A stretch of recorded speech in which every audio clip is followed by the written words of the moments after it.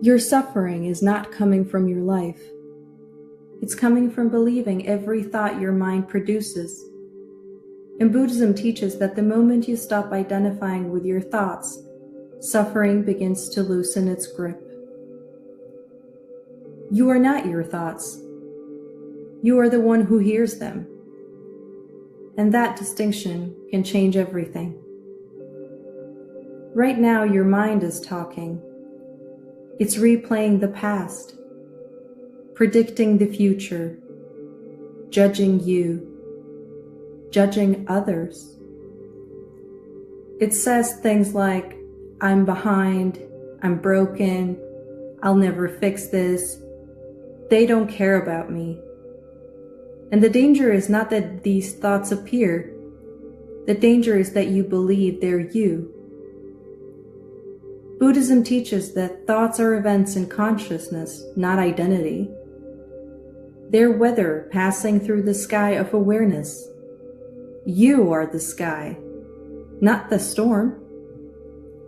Imagine sitting by a road watching cars pass. Each car is a thought.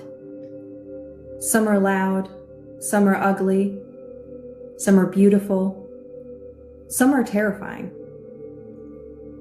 Most people run into traffic and try to sit inside every car. They chase the good ones, they fight the bad ones, they crash into exhaustion. But awareness is the person sitting safely on the sidewalk, watching, not chasing, not resisting, just noticing. And Buddhism says that peace begins the moment you return to the sidewalk. Here's the illusion. Because thoughts use your voice, you assume they are your truth. But your brain is a prediction machine, not a prophet. It's evolved to scan for danger, exaggerate risk, and repeat old patterns to keep you alive. That means many thoughts are outdated survival echoes, not reality. A thought saying I'm a failure is not a fact. It's a mental event, like thunder. Loud does not mean true. Think about a moment when you were anxious. Your mind told a story. This will go wrong. I can't handle this. This is the end. But then the moment passed, and you survived. The thought felt permanent, but it dissolved. Every thought does. No thought has ever stayed, not one. If thoughts were you would disappear every time they changed. But something remains constant, the awareness noticing them. That is closer to who you are. Buddhist practice is not about stopping thoughts. That's impossible. The mind produces thoughts the way that the heart produces beats. The practice is learning not to fuse with them. You don't have to argue with every thought. You don't have to obey every thought. You don't even have to fix every thought. You can let it pass. And in that space between awareness and thought, freedom appears.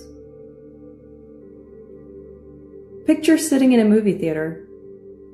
The screen shows tragedy, romance, horror, chaos. If you forget you're in a theater, you suffer with the characters. But the moment you remember this is a film, there's distance. You still feel and you still care, but you're not trapped inside the story. Thoughts are mental movies. Awareness is the seat in the theater. Buddhism teaches you to stay seated. This doesn't make you cold.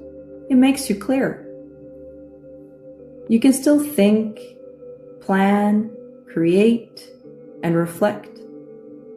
But thoughts become tools, not masters. You use the mind stops using you. And when a painful thought appears, for example, I'm unlovable, instead of drowning in it, you can say, a thought is happening. That tiny shift changes the entire experience, from identity to observation, from prison to the passing cloud. And here's a quiet miracle. When you stop fighting thoughts and stop believing them blindly, they lose their potence. They come, they go, just like waves.